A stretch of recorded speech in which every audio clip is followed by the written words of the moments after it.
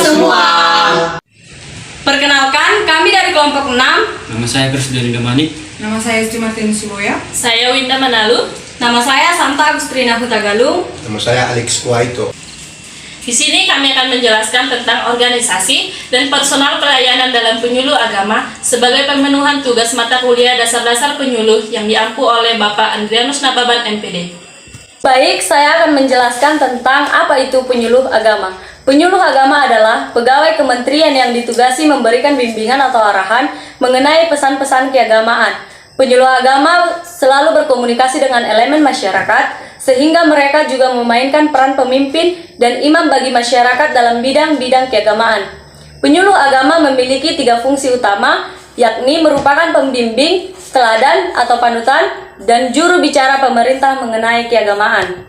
Selanjutnya, organisasi penyuluh agama. Organisasi adalah kesatuan sosial yang dikoordinasikan secara sadar dengan sebuah batasan yang relatif dapat diidentifikasi, yang bekerja atas dasar yang relatif, terus-menerus untuk mencapai suatu tujuan bersama atau sekelompok tujuan.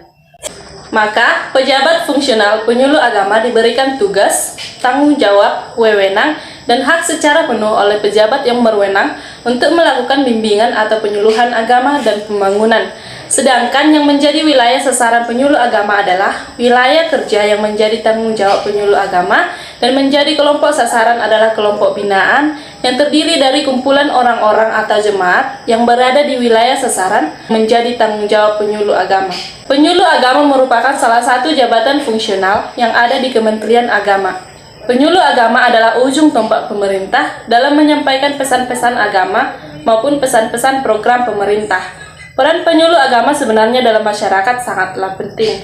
Sebagaimana diketahui bahwa sebagian masyarakat Indonesia masih memandang pentingnya sosok yang ideal sebagai fitur atau patron dalam kehidupannya. Personal dalam pelayanan. Sesuai dengan pengertian penyuluh agama yaitu, penyuluh agama adalah seseorang yang diberi tugas, tanggung jawab, dan wewenang oleh pemerintah untuk melaksanakan bimbingan keagamaan, penyuluhan pembangunan melalui bahasa agama kepada kelompok sasaran. Maka penyuluh agama Kristen pembimbing umat Kristen dalam rangka pembinaan mental, moral, dan ketakwaan terhadap Tuhan Yang Maha Esa. Selanjutnya, sasaran, lokasi, dan pelayanan penyuluhan sebagai berikut: masyarakat transmigras, penyalahgunaan narkoba, generasi muda atau anak atau remaja, pramuka, kelompok lansia atau panti jompo, kelompok wanita atau pria, kelompok masyarakat industri atau pabrik atau buruh, kelompok profesi, masyarakat daerah rawan konflik, pantai sosial, kampus atau masyarakat akademis, daerah pemukiman baru, masyarakat peneliti, serta para ahli dalam berbagai disiplin ilmu dan teknologi, rumah tahanan atau lembaga permasyarakatan, rumah sakit, suku terasing daerah terpencil.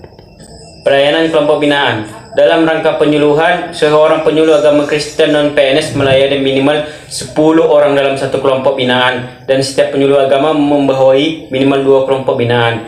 Maka dalam pelaksanaan penyuluhan tersebut, penyuluh agama diharuskan memiliki 4 kompetensi berikut ini. Yang pertama, kompetensi ilmu agama. Yang kedua, kompetensi komunikasi. Yang ketiga, kompetensi sosial. Dan keempat, kompetensi moral. Kesimpulan, penyuluh agama merupakan seorang yang diberikan tanggung jawab oleh badan terkait untuk melakukan pembimbingan atau konseling terhadap individu atau kelompok binaan yang mengalami pergumulan, sehingga mereka menjadi lebih meningkat pengetahuannya tentang agama dan menjadi lebih mapan dalam menghadapi suatu permasalahan.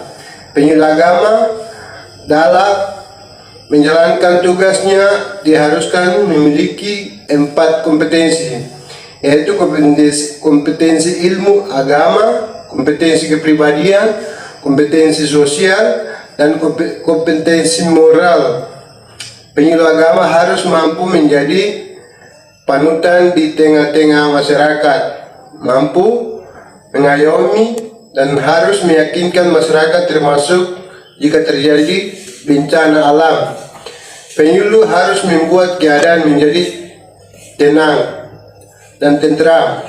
Penyuluh agama harus mampu mengajak masyarakat untuk ambil bagian dalam pelayanan secara terlebih pemuda-pemudi. Demikianlah hasil pemaparan kami dari kelompok 6. Jangan lupa